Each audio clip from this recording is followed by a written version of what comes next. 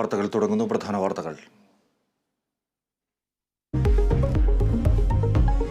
പാർലമെന്റിൽ വീണ്ടും കൂട്ട സസ്പെൻഷൻ. ഇന്നത്തെ നടപടി തരൂരും സുധാകരനും ഉൾപ്പെടെ 49 എംപിമാർക്കെതിരെ. ഇതുവരെ സസ്പെൻഡ് ചെയ്തത് 141 എംപിമാരെ. സഭയ്ക്കകത്തും പുറത്തും പ്രതിഷേധിച്ച് പ്രതിപക്ഷം. പാർലമെന്റ് അതിക്രമത്തെ പ്രതിപക്ഷം പിന്തുണയ്ക്കുന്നുവെന്ന് പ്രധാനമന്ത്രി.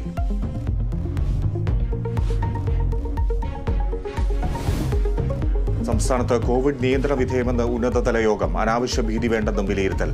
ആശുപത്രികളിൽ മാസ്ക് ഉപയോഗിക്കാൻ നിർദ്ദേശം. തിരുവനന്തപുരത്തും എറണാകുളത്തും ജാഗ്രത കൂട്ടും.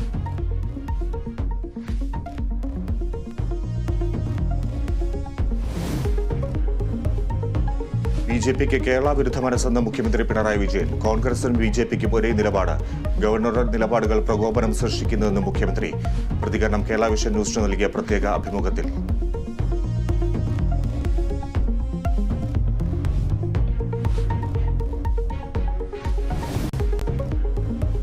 നവകേരള സദസ്സിനെതിരെ ഇന്നും പ്രതിഷേധം. തെരുവിൽ തമ്മിലടിച്ച യൂത്ത് കോൺഗ്രസ് ഡിവൈഎഫ്ഐ പ്രവർത്തകർ.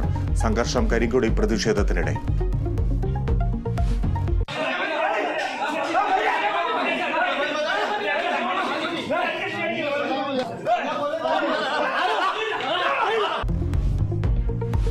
സർക്കാരിനെതിരെ പ്രതിഷേധം ശക്തമാക്കാൻ KPCC.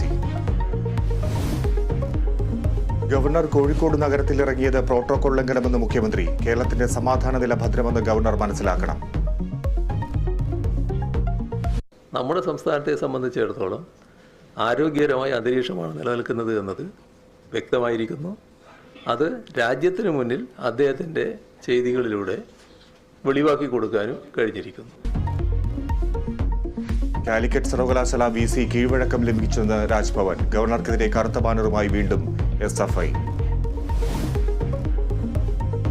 സപ്ലൈകോ റേഷൻ വിതരണത്തിന് 186 കോടി രൂപ അനുവദിച്ച് ധനവകുപ്പ്. തുക അനുവദിച്ച് റേഷൻ സാധനങ്ങൾ എത്തിക്കാനും വാഹന വാടകയ്ക്കും. ധനവകുപ്പിന്റെ നടപടി കേന്ദ്ര വിഹിതം ലഭിക്കാത്ത സാഹചര്യത്തിൽ.